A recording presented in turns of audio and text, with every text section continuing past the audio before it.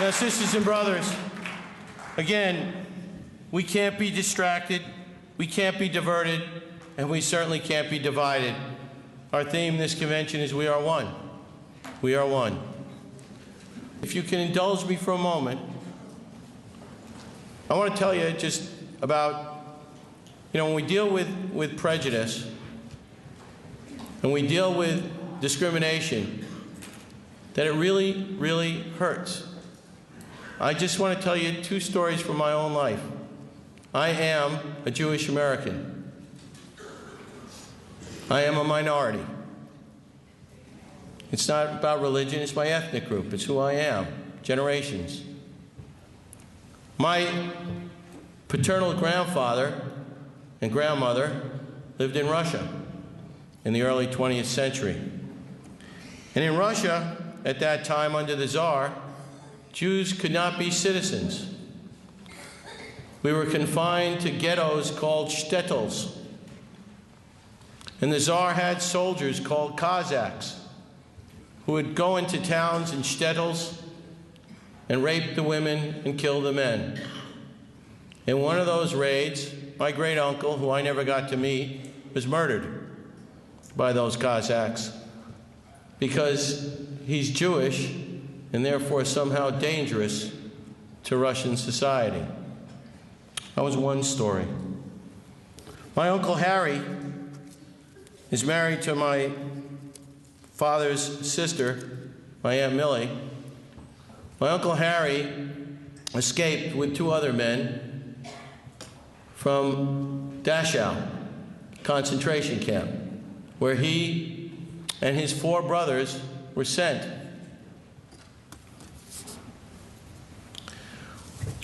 My brother died a few weeks ago, and my Uncle Harry was at the funeral. He's about 88 years old now, and he's pretty blind. And he looked at me and he said, "You know, El," that's what people call me, know me. They said, "You know, El, I'm now older than my 4 brothers combined." And why did they have to die? Are we so different than everyone else? I'm older than my 4 brothers combined. My Uncle Harry escaped with 2 other people. One we adopted, called my Uncle Arthur. He would roll up his sleeve and he had the numbers on his arm, tattooed on his arm. Before you kill somebody, you see, before you kill somebody, you have to dehumanize them. You have to make them less than human. Before you discriminate against them, you have to somehow say that their humanness is different than yours, or their lack of humanness. One last story. It's 1963 and I'm 12 years old. And my brother is 8 and my sister is 5. And my father, who's a Navy veteran, medaled Navy veteran from World War II, Guantanamo Bay, Sea of Japan, wounded in the line of duty. My father wanted us to see our nation's capital so we could really appreciate our government and our country and what we had in terms of American democracy and the traditions therein. So we left Levittown, where I grew up, Levittown, Long Island, working class community on the island, first post-World War II development. We drove in the car down to Washington, and we spent the first day, we went to the Lincoln Memorial, we went to the Washington Monument, we went to the Jefferson Memorial, we looked at the great buildings, we read the inscriptions of what Lincoln had, and my father was teaching us about American democracy. What a great day it was. And that was the kind of vacation we took. We didn't have a lot of money to go on fancy vacations. We'd get in a car, and like everyone else around here does, and we'd drive somewhere and go on vacation. We lived northeast, so we could get to Washington. Day was ended. My dad liked to do things spontaneously, so he said, "Okay, let's find a motel to go stay in." So we went across the Potomac River to the state of Virginia. This is 1963, the year before the Civil Rights Act passed. And we went across the river in the first hotel we saw, and I'm going to use nasty language now. I'm going to use offensive language because I want you to know what the signs on the hotel said, the motel said. The first one we came to said the following words. It said, "No kikes, Kikes is a derogatory word for Jews, sometimes heaves, sometimes other things. Kike's a derogatory term. No kikes, no niggers. That's a derogatory term for blacks. No dogs. Then we went to another motel. We obviously couldn't go there. And that one said, no Jews, no colored, no dogs. And we kept driving around, and there were all these signs. And then finally we found one, I never forgot, it was the Martha Washington Motel, named for the first president's wife. And my dad, by this time, my brother's crying. You know, he's 4 years younger than me. My sister's crying. My mother's completely upset. And my father says, come on, El, you come with me, because I was the oldest guy. I was 12 years old. So we went to the front desk. There was no sign, and my father said, we'd like a room to stay for the night. And the woman behind the desk did this.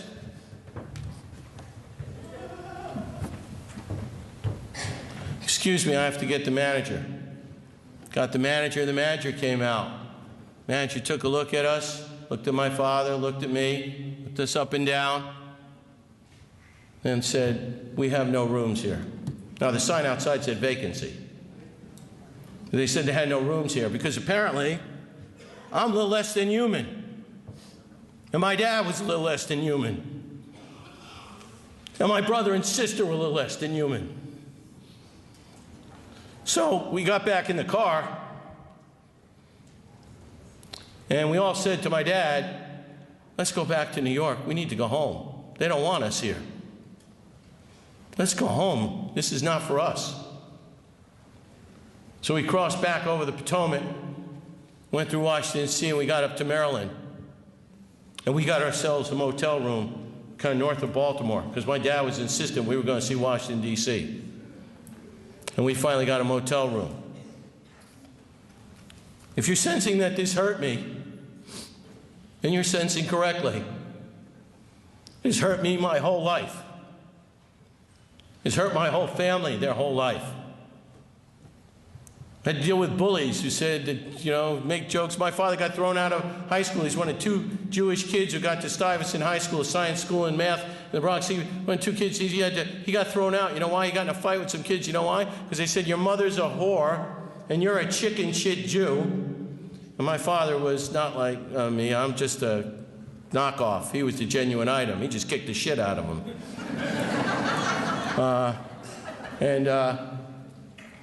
Sisters and brothers, discrimination hurts. It hurts. It makes you feel bad inside about who you are.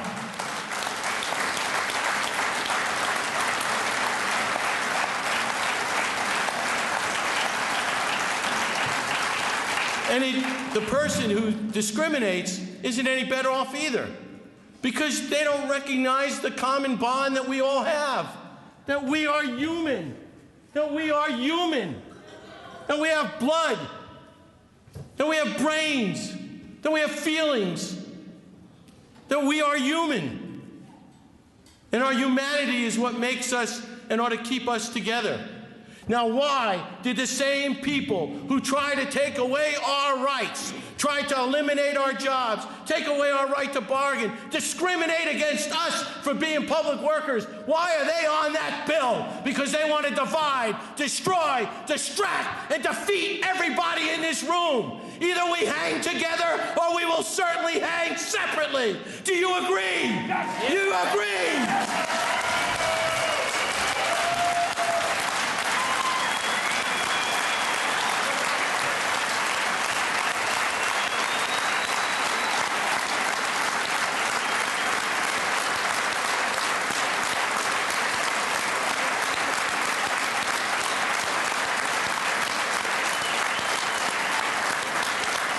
Now, sisters and brothers, we must not let these Tea Party folks get us to kick the guy below us, get us to kick the one next to us because they're a different color, or they're a different race, or they're a different orientation.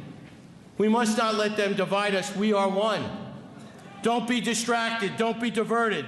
These same people try to take away our right to bargain, to lay us off, over 5,000 of us, with thousands more in human services at the state and local level. They wanted to destroy our cities, our libraries, our parks, our police, our fire. They wanted to privatize our corrections and our other people. They wanted to destroy our pensions. They want to take away every right that we have. Thanks to our rallies, our Day on the Hill, our pickets, our public relations, and with the help of the governor of the state of Minnesota, Mark Dayton, who we elected, and we decided to elect 2 years ago in this room, we stopped them from the worst of their cuts and attacks.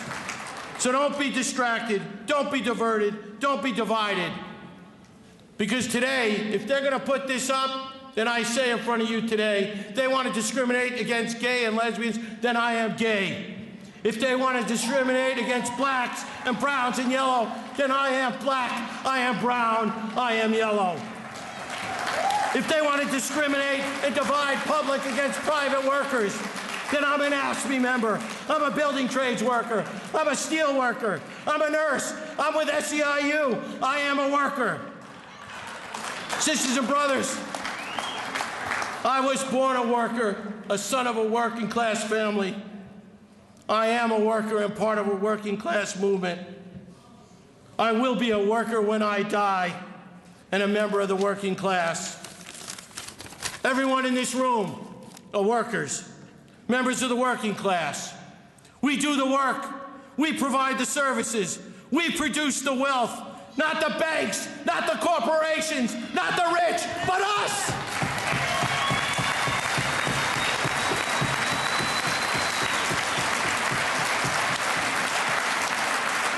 The corporate rich and their political class hacks and stooges think we're dumb. They think they can divide, divert, and distract us with the politics of hate and the politics of division.